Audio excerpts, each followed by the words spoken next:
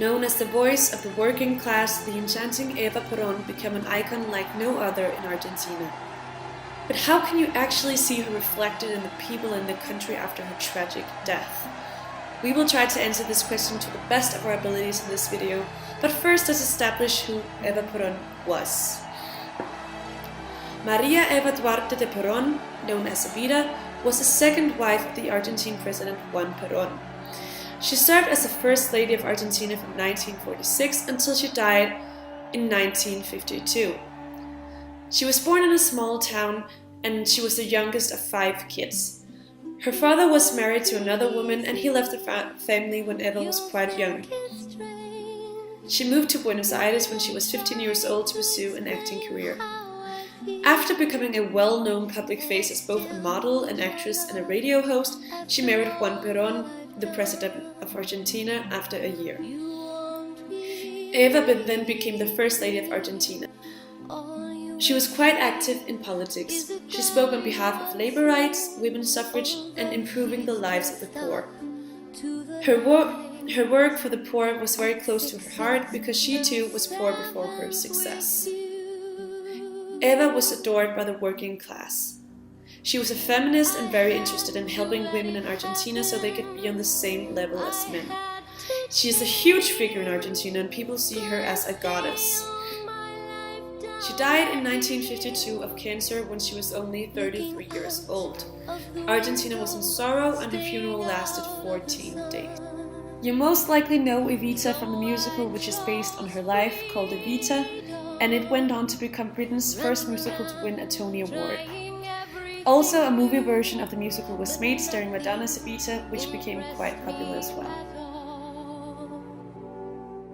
I never expected it to.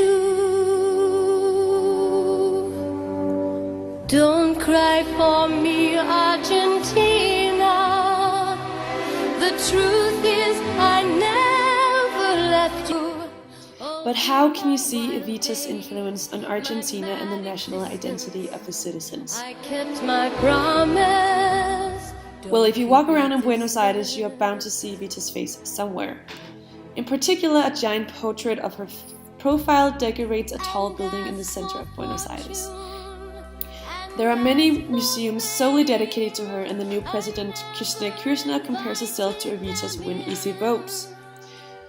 We asked a handful of Argentines what role Peronism plays in their lives, and it seems it's mainly the older generation who identify themselves strongly as Peronists. But our parents were all of them Peronistas. To see the different view on Peronism from the younger generation of Argentines to the older, we talked with an Argentine teenager and her grandmother on their opinions.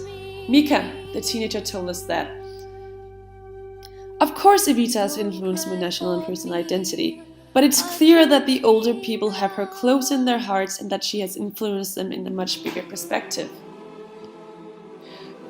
And her grandmother confirmed our beliefs on the difference between young and old Argentines. She said, "In my youth, almost every Argentine was a Peronist. Evita and Perón were almost like saints to us. Evita has a great impact on our national and personal identity." Don't cry for me, Argentina. The truth is In conclusion, Peronism, and Evita in particular, have had a big influence on the Argentine identity.